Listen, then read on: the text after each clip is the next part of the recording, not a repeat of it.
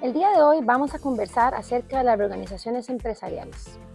Si recuerdan bien, Costa Rica tuvo una reforma fiscal bien importante hace ya bastantes años, en 2019, donde se introdujo el capítulo de ganancias de capital. Antes de esa reforma, solamente algunas ganancias de capital estaban grabadas, pero a partir de 2019, cualquier venta de activos, cualquier transacción que se realice, puede generar un impacto tanto en la empresa vendedora como en la empresa compradora.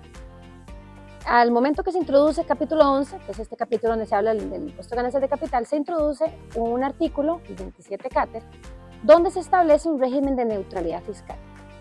Entonces podríamos preguntarnos qué es un régimen de neutralidad fiscal y por qué se introdujo un régimen de neutralidad fiscal en nuestra normativa.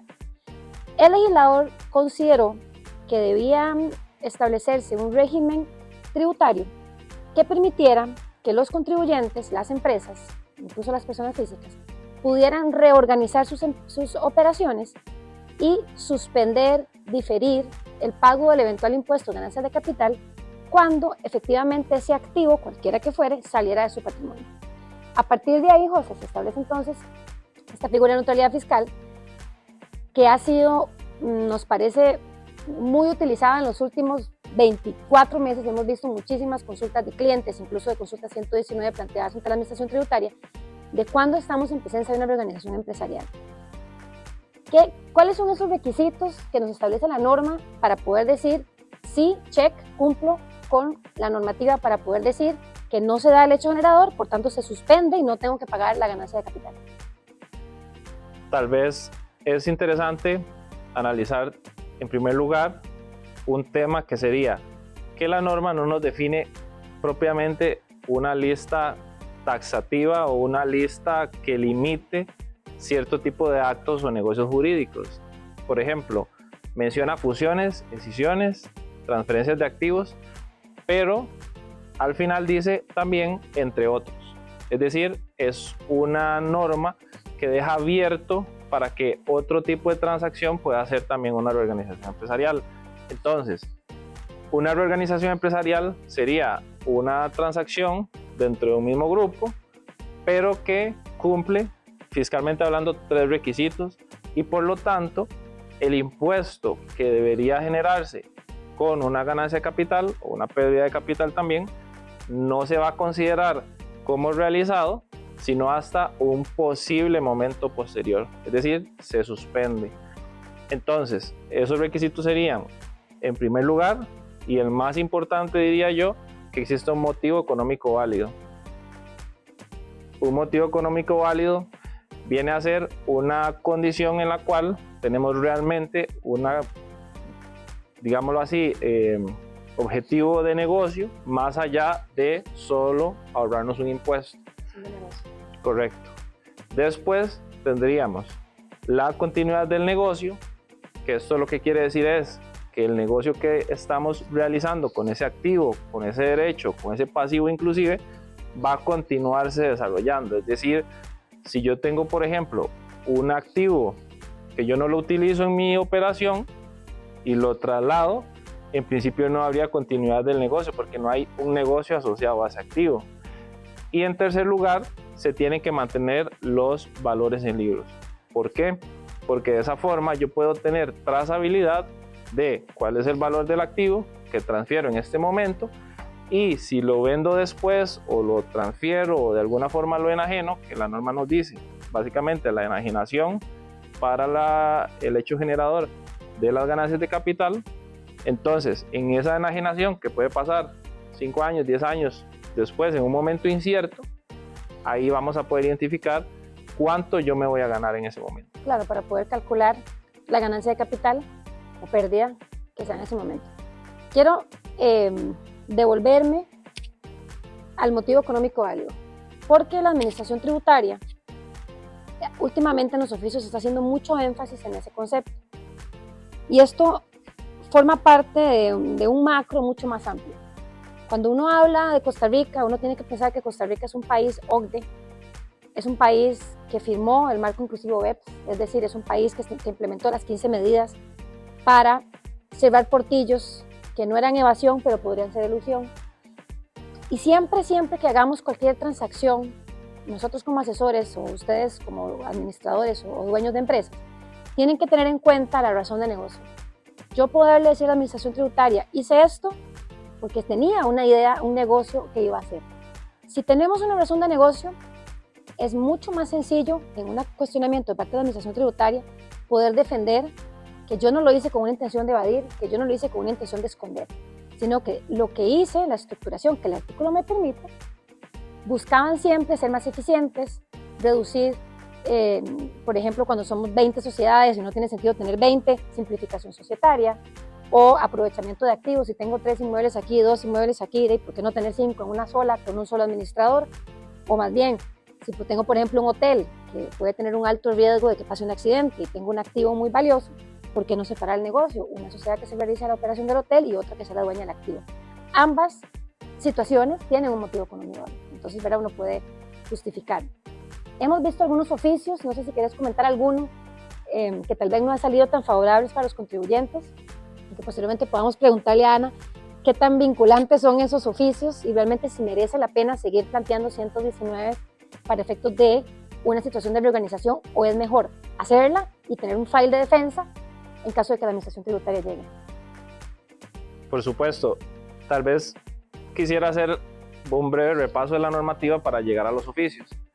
Tenemos el artículo 27, cáter de la ley de renta, que establece la norma general.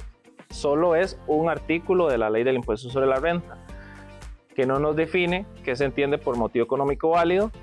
Entonces, el reglamento hace referencia en un par de artículos también a esta norma y curiosamente establece desde el 2019 que la administración tributaria va a emitir una resolución de alcance general sobre la aplicación de esta figura. Entonces, estamos esperando, sí, 6 años después, esa norma, y esto es importante porque a la fecha solo tenemos la ley y el reglamento, no tenemos mayores disposiciones referentes a la aplicación de la reorganización empresarial. Entonces, ahora sí, los oficios de la administración tributaria han venido como en un desarrollo, digámoslo así en cierta forma, porque al principio lo que la administración tributaria indicaba era que correspondía al contribuyente documentar si la transacción cumplía o no con los requisitos, y en una posible verificación a futuro el fisco lo podría revisar. Entonces, digamos que no adoptaba una posición concreta para las consultas, sino que lo dejaba abierto para la responsabilidad del contribuyente. Ya más recientemente lo que ha sucedido es que ya la administración tributaria ha empezado a pronunciarse un poquito más específicamente, pero pensaría yo que más bien se ha ido al otro extremo, porque ahora los oficios de la administración tributaria más bien lo que dicen es que con las consultas planteadas el contribuyente no demuestra la existencia de motivo económico válido, entonces rechaza la consulta en el sentido de que da un criterio negativo, o sea, le dice al contribuyente: lo que usted plantea no cumple con los requisitos, por lo tanto sí tiene que pagar el impuesto. Pero tal vez entonces ahí lo que hay que sopesar es, bueno, ¿qué tanto demostró el contribuyente realmente? ¿Verdad? Porque no podemos plantear tampoco una consulta sin documentación o sin pruebas que justamente nos permitan identificar ese motivo económico válido, pero tampoco debería el fisco, digámoslo así, rechazar la aplicación de la figura sin tal vez revisar un poco más a detalle el caso en concreto. Acá a mí me surge la duda. Si son informativas, envuelto, ¿verdad? Tienen ahí una característica un poco particular. ¿Qué tanto conviene o qué tanto escudo protector que creo que los contribuyentes están buscando es tener una consulta 119 para la aplicación de una operación? Porque no es de un artículo en particular, es que te validen una operación. No es lo mismo decir, no sé, eso se vende al 13% o al 1% de IVA, ¿verdad? Aquí hay que analizar varios hechos que no estoy tan segura si el maravilloso equipo que tiene la DGTA, digamos, para atender consultas, tiene la capacidad de poder entender, o no tanto entender, sino de administrar toda la información que el contribuyente le está dando. Sí, bueno, vamos a ver, más allá que las consultas 119, como bien lo decís, han variado su naturaleza, ¿verdad? Bueno, o por lo menos la interpretación de su naturaleza que ha hecho quienes las aplican, porque en realidad Desde mi punto de vista, las consultas 119 informan la conducta del contribuyente y deberían de tener una vinculancia para efectos de poder impugnarlas en la vía judicial o administrativa si fuera el caso, si es contraria a los intereses del contribuyente. Pero más allá que ya la Sala Primera se han pronunciado, hemos llegado a la última instancia sobre este tema y la Sala Primera también ha apoyado el tema de que, de acuerdo con la reforma que hubo del artículo 119, las consultas son informativas, pero ahí podemos entrar a toda una discusión que nos podría llevar horas, porque incluso también dice la norma y el reglamento que la norma legal y el reglamento que sí son vinculantes para la administración. Entonces, ¿cómo podría ser para un lado, para el otro no? Pero bueno, más allá que eso es una discusión jurídica, es interesante porque, vamos a ver, creo que no vale tanto la pena también plantear consulta 119 si la tendencia ha sido a que más bien no se esté analizando. Me parece que el problema aquí es un tema de análisis. O sea, es difícil poder entender un tema tan complejo en un escritorio, con una consulta 119 planteada por un contribuyente que, como bien lo dice José, probablemente el acervo probatorio que tiene no es nada, porque además pocas veces, por no decir nunca, un funcionario que está revisando una consulta 119 se devuelve a pedir información o que le den pruebas. Esto más es un tema de fiscalizaciones. Y va a ser ahí donde, en una fiscalización, donde sí se tiene que tener, como bien lo decías Cris, un expediente probatorio sólido, inclusive el que conoce mejor el negocio, pues es el dueño del negocio, el administrador del negocio, y tendrá que pensar desde ese momento de reorganización qué es la prueba idónea para poder aportar. Entiéndase incluso información de índole técnica, porque incluso quienes están haciendo esas fiscalizaciones probablemente no conocen ni 1% de lo que se trata el negocio, de qué es el negocio que está revisando.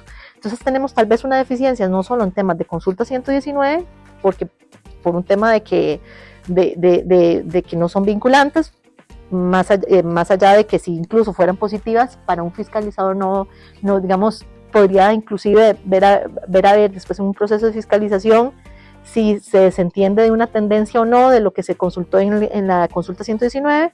Lo más relevante para mí, creo, en un caso como eso, es entender bien qué es el file de defensa, qué se va a presentar, inclusive qué información técnica se va a tener resguardada cuando se hace esa reorganización para posteriormente, en caso de una fiscalización, incluso, no sé, y digo información técnica, informes de expertos de por qué esa reorganización, de acuerdo a mi negocio, es necesaria o no, ¿verdad? Desde un punto de vista muy técnico para poderla demostrar a la administración. Y no sé tanto si a consulta 119. Mi último comentario es que sí es cierto, y esta jurisprudencia es bonita, que es del Tribunal Fiscal Administrativo reciente, que sí ha dicho que las consultas 119 y los oficios en general de la administración informan y no pueden ser desconocidos posteriormente en procesos de fiscalización.